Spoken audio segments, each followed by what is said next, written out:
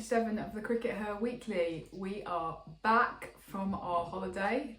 We did watch some of the 100 while we were there because of course it has got underway this week. And Sid, do you want to talk a bit about what you've made of the first week of the competition? Yeah, I thought I'd mention a couple of things I'm looking out for. So there's a couple of players that I'm really looking out for in this 100 competition to see whether they can step up and make the grade. And there are a couple of players that I've banged on a lot about before, so probably people watching this are going to be able to guess who they are. The first is Grace Crivens, who's got a big opportunity this year because she's moved to a new franchise. Yeah. So she's now with the Trent Rockets. Yeah. She got a good price tag in the draw. And how's she going to do? What role was she going to play? Was she going to get a consistent role rather than the role she had at London Spirit, where she was down the order and occasionally up the order and occasionally didn't play? And you know, good news on that front. I mean, we're only one game into the season, but she opened the batting and she had a really good knock. You know, it wasn't a huge knock, but if she can score 30 odd runs off 20 odd balls every time, you know, opening the batting through the season, then that will be, you know, a fantastic result for her and a fantastic result in terms of, you know, the future of England cricket, because we're really looking to see whether she can make the grade in T20, because that's kind of where her game is kind of least developed. So, you know, we know she can play one day cricket. Can she play the short form game? So yeah, good news on that front. The other player is Bess Heath. So of course, when we asked John Lewis about Bess Heath at the press conference after the England game at Lords, because she was the only player that hadn't featured in the England T20 games, and she does remain an important part of England's jigsaw as their backup wicketkeeper. And John Lewis was like, okay, we're going to send her off to the Northern Pop Chips. And you know, she's going to get a consistent keeping role there. She's going to be with the coach, the new wicket-keeping coach. And you know, we're really hoping that she'll use the 100 to kind of come on. So we're really looking for two things from her. We're looking for, you know, her to be really solid with the bat. She needs to really be putting in performances. So I will be a bit disappointed if all we see is like the odd 20 off, you know, off 10 balls or whatever. I mean, that's great, but I'd really like to see a couple big innings from her. We haven't had that yet. Again, only one game into the tournament. We're also looking for a solid keeping performances, and that's really where, you know, we're looking for that to step out. And I reckon that's where John Lewis is still slightly sceptical. Did we see a solid wicket keeping performance that first game? So we're looking for things to get a bit better there. Okay, interesting. Capsey's obviously been back in the runs for the Invincibles, which is nice to see. I was just reflecting on kind of where we are after 4 seasons of the 100, and she obviously made her name in the first year of the tournament. Unless Capsey is the 100. Well, it does feel like she very much personifies what the 100 has achieved for women's cricket. Absolutely. On the other hand, given all of the conversations about ownership and future ownership, I must admit that I'm feeling a little bit more kind of nervous and worried about the 100 than I have in previous seasons. In previous years, I've very much been sceptical about people who have been critical of the 100, because I've been like, well, look at what it's done for women's cricket. But we just heard an interview with Richard Gould, who went on BBC TMS during the men's test. He did a 20-minute interview with Jonathan Agnew in which the 100 and the future ownership of the 100 was one of the topics that was very much talked about, and he didn't mention women or women's cricket once. Yeah, I mean, there was all sorts of opportunities. They also had a long conversation about the future of Test cricket, didn't they? You know, they brought up the situation with New Zealand and the situation with West Indies. Was there any mention of women's Test cricket? No, there was not. And it just makes you think that even after, you know, 4 years of the 100, which is all kind of, as a tournament, it's sort of predicated on gender equality and has done such brilliant things in terms of showing that, you know, that old cliche of if you build it, then they will come. And yet the CEO of the ECB can go and do an extensive interview on national radio about the future priorities and issues facing English cricket, and women's cricket just doesn't get discussed. So that was really disappointing. What did you make more widely of the interview, Raf, and what did you make of, you know, what Richard Gould was saying more widely? Well, specifically about the 100, I personally find him a little bit unconvincing. The reason being is because he's moved from the ECB to Surrey. At Surrey, he was a vociferous critic of the 100. Surrey were, of course, the only county who voted against it in the first place. And now he's moved to the ECB, and suddenly the 100 is the best thing since sliced bread. It's worth billions of pounds, Sid. and it's going to save English cricket and prop it up financially for years to come. And so I just find that a bit difficult to swallow, because you just go, well, people don't tend to stay as the CEO of the ECB for that long. So in 5 years' time, Richard Gould could easily be, we don't know who he's going to be working for. He could be back at Surrey. He could be back at Surrey. He could be working for one of the IPL teams that is potentially about to buy the 100. So I just find I find him a little bit difficult. He's also got this habit of, when he talks, and you can even hear this on the radio because you obviously can't see him, is when he says something he knows you'll find unpalatable, he smiles as if that's going to make it better, which is a very interesting kind of management technique that just kind of pings all of my journalism radar in completely the wrong way, I must say. I just also find his idea that he's basically saying, like, well, what we think is that, or what we're going to say to these people who are buying the 100 is that, yes, it will only be played in July and you will only have 49%.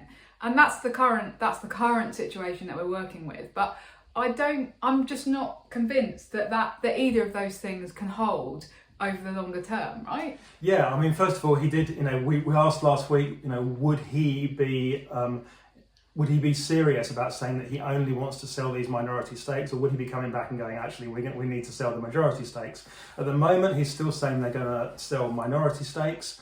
But the other thing that he's still saying is that, as Ref alluded to, that the reason that the ECB still control the 100 is because they control the window in which the 100 takes place. So he's saying, well, it's going to be okay, lads, because we're only going to keep the 100 to this four weeks in a bit of July and a bit of August, however it breaks down, and so that's all going to be absolutely fine. And the rest of the English, we're not selling the whole English summer, we're just selling this bit of it. And he is now admitting they're selling part of the English summer, which as people have pointed out, 4 years ago he definitely wasn't. Well, I mean, he wasn't him, but the ECB people definitely weren't going, yeah, we are selling a bit of the English summer here. So he's now admitting that. But who's he actually selling this to? He's looking to sell this to the people that, for instance, own the IPL. What's happened in the IPL? It started off with a small window. Yeah. That window has gradually got bigger and bigger and bigger. And when it started, everybody said, we're worried about the future of, say, Test cricket in India. We're worried this is going to take over. It's all going to be about the money. It's all going to be about the power of the owners. And everybody who was kind of in charge of cricket in India then said, oh no, there's no need to worry about any of those things. And subsequently, all of those things has happened, and the IPL is just completely now dominating the landscape, not just in India, but kind of in terms of global men's cricket. And that should be of deep concern, because this is potentially the future of English cricket now. And I think I've said this before on the podcast, I just feel so uncomfortable with the idea of people kind of coming in and investing in this competition from the outside, because we have no guarantees that they're going to buy into the gender equality aspect. They're bothered about making money. The ECB at least has some kind of public agenda to pursue a public good, right? And actually spend money on women's cricket and develop women's cricket. These are private kind of corporate people who are coming in, and they only care about money. They don't care about other things. And so that just really worries me. And it worries me even more when the whole conversation happened, as it did on TMS in that interview, with no mention of women's cricket or what's going to happen to the women's teams or anything like that. Yeah, I mean, I think in a way, actually, if I can say so, Raf, you're actually a little bit wrong about that, but it's actually even more worrying, because these people aren't just interested in money, they're interested in money or power. Okay. And if they're prepared to trade off the money, you can definitely be absolutely assured they think there's power there. Yeah. I think the bottom line is still be quite concerned about where this is going. If you're one of the people that genuinely thinks that the ECB, and I don't know how many of the people there are, but genuinely thinks that the ECB would be able to hold to a sort of 4-week window, once these people had invested and once they start putting pressure on, then that's just, it's not going to happen. These people are going to have the leverage. They'll have the power to be able to go, no, we want 6 weeks for the 100 competition. Yeah, no, we want 7 weeks for the 100 competition. And once you sell it off, then there's no going back. Yeah. Because they've already got that stake. You can't buy it back. Yeah. So, yeah. Anyway, in other difficult news this week, Sid, news coming out of Bangladesh, which is obviously of relevance to viewers of this podcast because of the fact that a women's T20 World Cup is scheduled to take place there in October, so in a couple of months' time. So what's been happening in Bangladesh, Sid? Well, it's a very sad situation. So, as far as I understand, I should stress that I'm not an expert in Bangladeshi politics. If you're really interested, go and read up, the hundreds of people that are. But my top line interpretation is that student riots very quickly turned into wider riots, which ended up with the government attempting to quell what was almost active rebellion via a shoot-to-kill policy. So soldiers firing on rioters, blanket internet shutdown throughout the whole country, all communications turned off, curfews imposed. A really horrific situation for anybody caught up in the middle of it. Dhaka, the capital city, described as basically as looking like a war zone, and that's obviously one of the two cities where the World Cup is due to take place, and where England will be playing all of their group stage matches. Yeah, so very worrying. And overnight, the Foreign Office in this country, in England, maintains advice about every country in the world about whether you should travel or not. So, you go look up France, and it says, it's pretty safe to travel to France. And 2 weeks ago, the advice on Bangladesh was, Bangladesh is not the safest place in the world, get decent insurance, but, you can travel there, you just have to be very careful. Yeah. Overnight, the advice from the Foreign Office here went, no, don't travel there. And this has huge implications. The Foreign Office saying, don't travel there. The Foreign Office have removed staff from the embassies. They've removed all the families of the British diplomatic corps that are over there. What the Foreign Office are saying is a couple of things. They're first of all saying the Foreign Office advice will be followed by insurance companies. So standard travel insurance will no longer cover you to travel to Bangladesh. If you've got like a global travel insurance policy that lasts a year, say, yeah, as many journalists do, that policy won't be valid if the Foreign Office are actually saying, no, don't go there. So you have to get that special extended policy. The Foreign Office are also basically saying, if something bad happens there now, we probably won't be able to help you. We will do our best, but while warning you up front, we won't be able to help you. So it's clearly a really quite difficult situation for anybody travelling there. There was a really interesting blog post, wasn't there, that we retweeted yesterday, so do go and check that out, by Screen Cricket Journal, who talks about these issues. And because our big question now is, will the tournament still go ahead, or will the ICC look to try and move it? Now, of course, it's a massive pain to try to move everything, because these global tournaments take a lot of organising, and if you're going to try and move it to a different country, well, all of the venues will already have been scheduled for other cricket. So that's something to be avoided where possible. So Screen Cricket Journal says that the ICC's official line is that they aren't looking to move it, but that presumably that conversation is happening behind the scenes. But he does also conclude that this will probably go ahead because the Bangladesh government will be all guns blazing. Oh dear, that was an unfortunate term. The Bangladesh government will really, really want it to happen, right? Because of sport. So what he's saying is that the Bangladeshi government, this is really important for them for kind of, for propaganda purposes almost. Yeah. And, they will devote their elite regiments in the army to, guard the teams that are there, and it will be safe for players to travel there and to take part in this tournament. Where we were a bit less reassured, and ultimately it doesn't actually affect us, because we should say that we'd already made the decision that it probably wasn't safe enough for us to travel there. As a freelance journalist, you're expected to make all your own arrangements, you're totally responsible for yourself, and we just didn't feel confident that we knew enough about what we were doing to travel there in a situation that was already deemed kind of somewhere where you had to be very careful. And there's no support from the ICC for travelling journalists. If you work for a big company, you might get some support from that company, but you'd be surprised actually. Some of the people that work for really big companies are still telling us, I basically had to make all my travel arrangements myself. I had to find out which hotels were safe.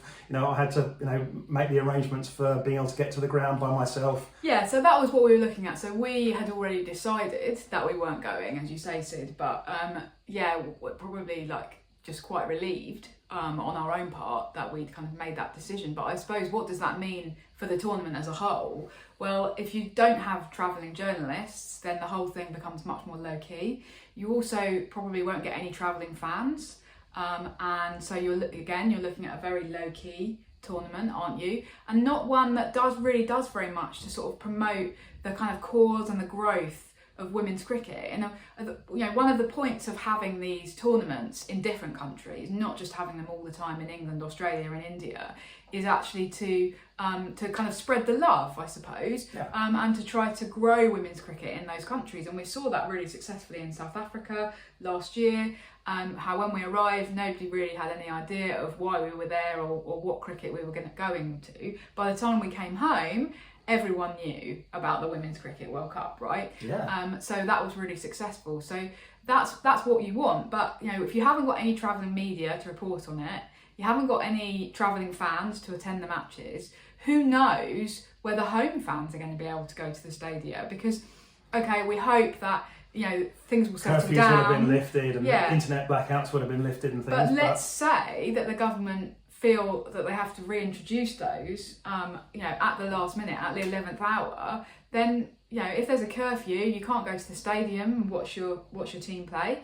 If there's an internet blackout, you can't follow the tournament. So therefore, you're looking at a tournament that doesn't do what the ICC were really hoping it would. So it's very worrying, isn't it? It is. I mean, it's a very difficult situation for the ICC because we're not suggesting that they should hold every tournament in Australia and England on the grounds that they're the first world countries and they're the easy places to travel to.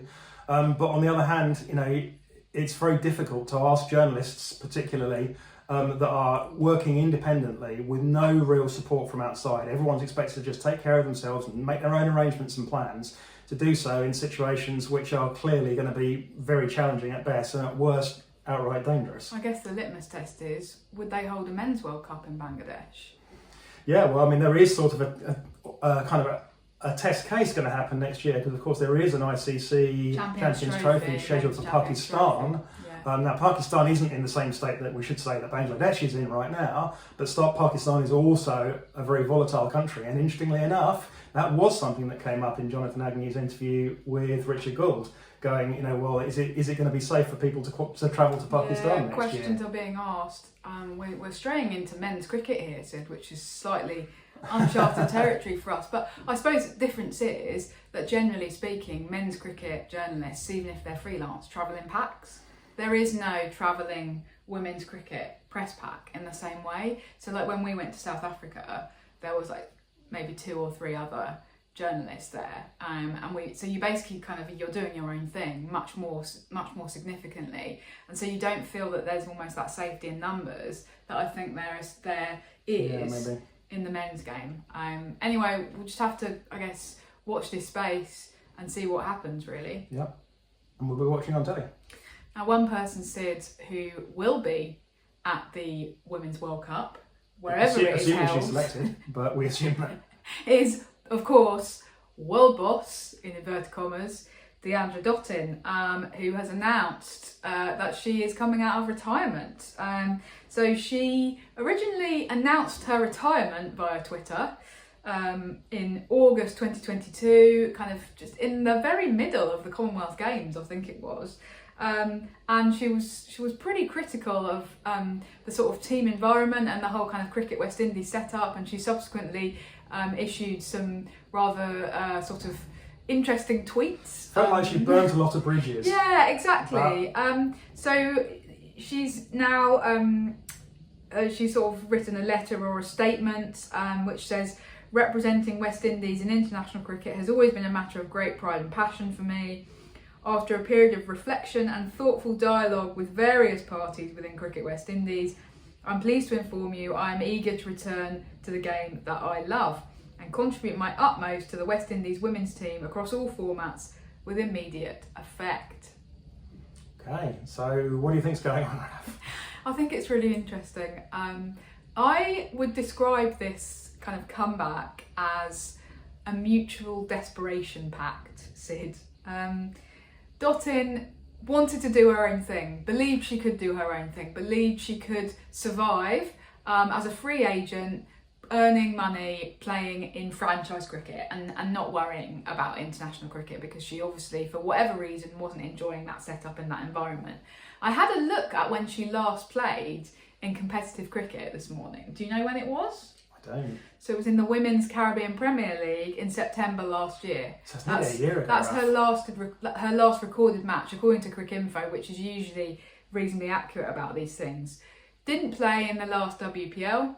She priced herself out of the 100 draft as we understand it. You had to put yourself in at a certain price and nobody thought that she was worth that money. So she's been really struggling because there isn't the money in women's franchise cricket that there is in the men's franchise game. And actually going it alone, I think we actually said this at the time, going it alone is really challenging because you're on your own with things like insurance, medical support, organising flights, everything like that.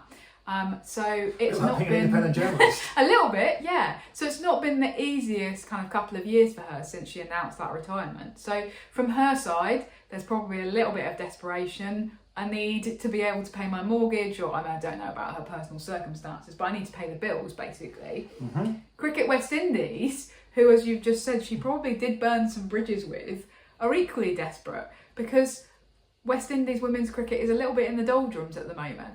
They haven't got a very good run of results. They've got one good player basically in Hayley Matthews, and Stephanie Taylor very occasionally turns up these days, but is definitely past her best.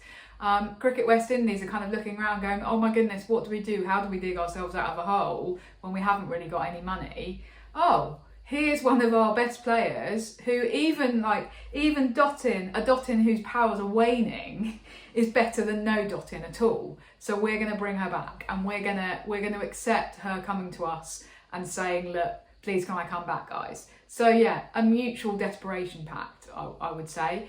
I mean, you know, I welcome it because I think she definitely is a kind of one of those people who generates headlines and generates excitement in the game, even if the results really the last couple of years haven't backed any of that up. But it's a good thing going into a World Cup to have a player like that who has the potential to generate excitement. Yeah. Okay, and finally this week, Sid, we're going 10,000 miles away to Australia. Cricket Australia have announced the details of this new women's domestic T20 tournament that's coming in because they've reduced the WBBL length. This is to ensure that domestic players are still getting the same amount of domestic competitive T20 cricket, essentially. So it's going to be called the T20 Spring Challenge, which is weird because it's happening in the autumn. Don't know what that's all about, Sid. Obviously, I do understand that the seasons are different in the Southern Hemisphere, just in case anyone was concerned at home. And yeah, we've got a little bit more information about it, haven't we, Sid? Yeah, so we wondered how the teams were going to be organised and things, and here's what it comes down. So it's going to basically be the WBBL teams plus ACT, which is the Australia Capital Territories, which is Canberra, basically.